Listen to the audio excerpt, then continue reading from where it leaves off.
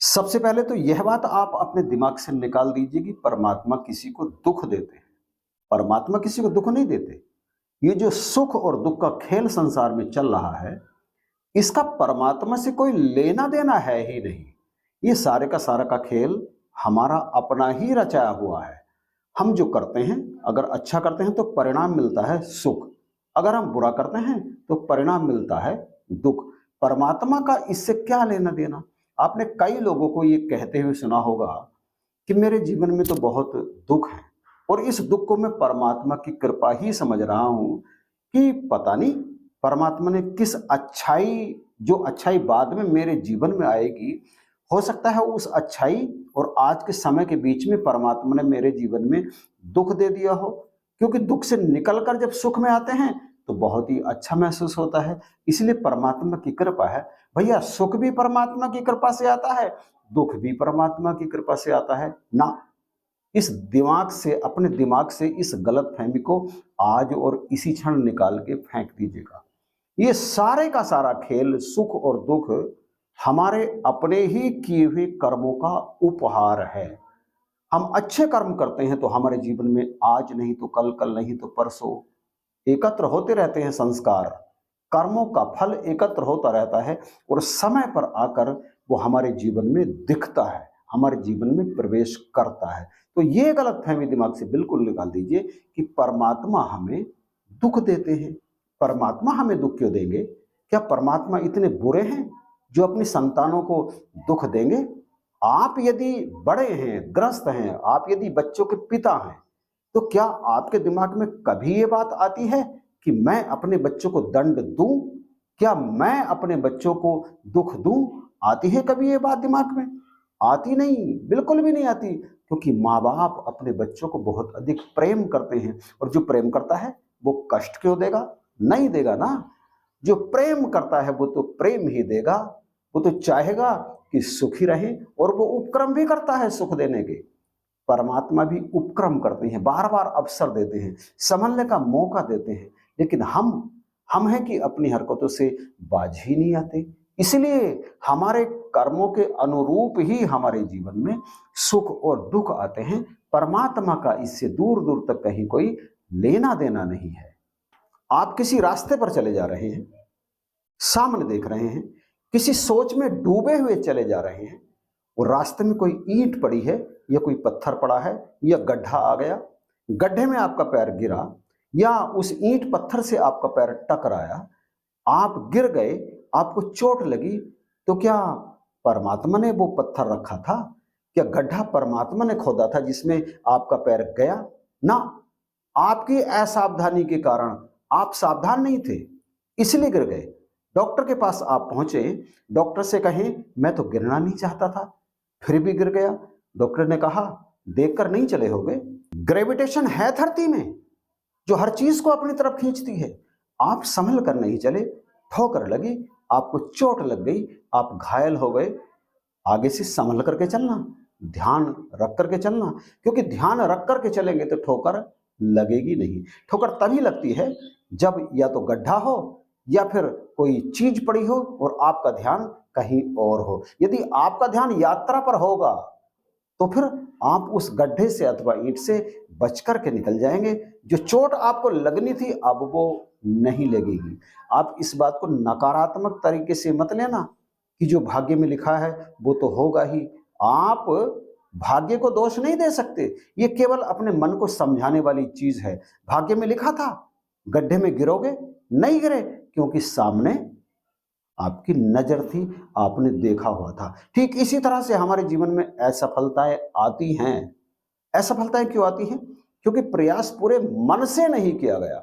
प्रभु परमात्मा साथ उसी के होते हैं जो अपनी किस्मत खुद लिखने के लिए तैयार होता है। जो अपनी असफलता का दोष दूसरों को देता है वो जीवन में कभी आगे नहीं बढ़ सकता और ना ही वो कामयाब हो सकता है। इसलिए मैं कहता हूं कि ये जो सुख और दुख हैं, इनके क्रम से ऊपर उठ जाइए, इसके चक्कर से ऊपर उठ जाइए।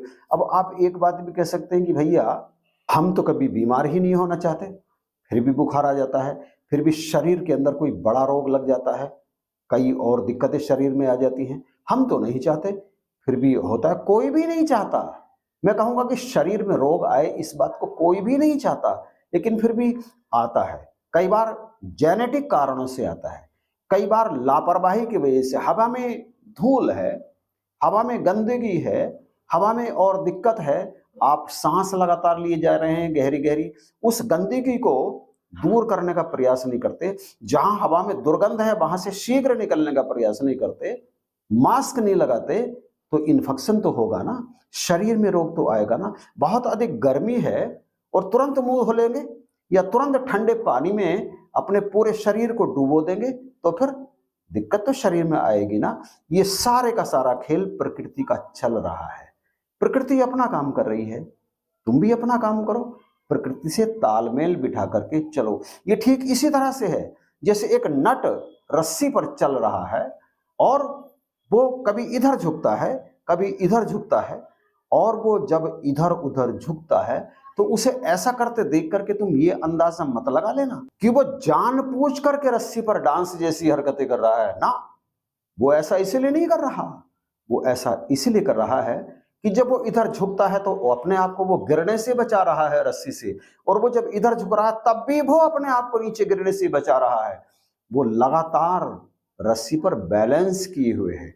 बैलेंस वो यदि ऐसा ना करे तो नीचे प्रकृति है ना, प्रकृति तो कहती है नट तुम रस्सी पर जितने समय चाहो चल सकते हो, लेकिन बैलेंस बनाए रखना, क्योंकि जिस क्षण तुम डिसबैलेंस हो गए हम तैयार हैं तो आप तुम्हारा स्वागत करने के लिए। और बिल्कुल यही बात है, जिस क्षण वो रस्सी पर हिलना डुलना बंद कर देता है नीचे गिर जाएगा, 100% पक्की गारंटी है इस बात की। और जब वो नीचे गिरेगा तो निश्चित रूप से उसके हाथ पैर टूटेंगे।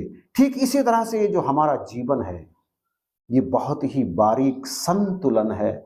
जरा सा इधर झुके दिक्कत आ गई, जरा सा इधर झुके दिक्कत आ गई, जरा से डिसबैलेंस हुए दिक्कत आ गई। जब भी आपको सफाई की जरूरत है तुरंत सफाई करिए। कभी भी गंदगी ना अपने अंदर रखिए, ना अपने घर में रखिए और ना ही बाहर सड़क पर, क्योंकि यदि आप ऐसा करेंगे तो बीमारियां तैयार हैं आपके घर में आने के लिए। अंधेरा दूर नहीं है, रोशनी हो रही है कमरे के अंदर, कैंडल जला हुआ है, बल्ब जला हुआ है। इसका अर्थ ये मत समझ लेना कि अंधेरा कमरे से बाहर चला गया, वो मौजूद है, तुरंत प्रकट होगा जैसे ही आप स्विच ऑफ करोगे। ठीक इसी तरह से जो जीवन है बहुत ही बारीक संतुलन है। प्रकृति अपना काम कर रही है और वो सदा करती रहेगी। आपके आने से आपके जाने से प्रकृति को कोई प्रभाव नहीं पड़ता। प्रकृति का तो एक ही कहना है कि तुम अपना संतुलन बनाए रखो, जीवन में बैलेंस बनाए रखो, आपको कोई हानि हम नहीं पहुंचाएंगे। लेकिन जैसे ही तुम अपने बैलेंस को तोड़ दोगे हम तैयार हैं तुम्हारा स्वागत करने के लिए। इसी तरह से आते हैं जीवन में सुख और दुख, और इनका आना आवश्यक भी है। इनका आना आवश्यक इसलिए है, मैं ये बात आपको बताऊं, इसलिए आवश्यक है क्योंकि यदि सुख ही सुख रहेगा जीवन में तब भी व्यक्ति ऊब जाएगा, और जब दुखी दुख होता है जीवन में तब भी व्यक्ति परेशान ही हो जाता है। तो दोनों ये प्रकृति के नियम हैं। सुख दुख जीवन में आते हैं, लेकिन जो इनमें संतुलन बना लेता है, जो अपने आप को सत्व में स्थित कर लेता है, उस पर ना दुख का प्रभाव पड़ता है और ना ही उस पर पड़ता है सुख का कोई प्रभाव। तो आप आज से और अभी से निर्णय कर लीजिएगा कि आपका जीवन बिल्कुल संतुलित होगा।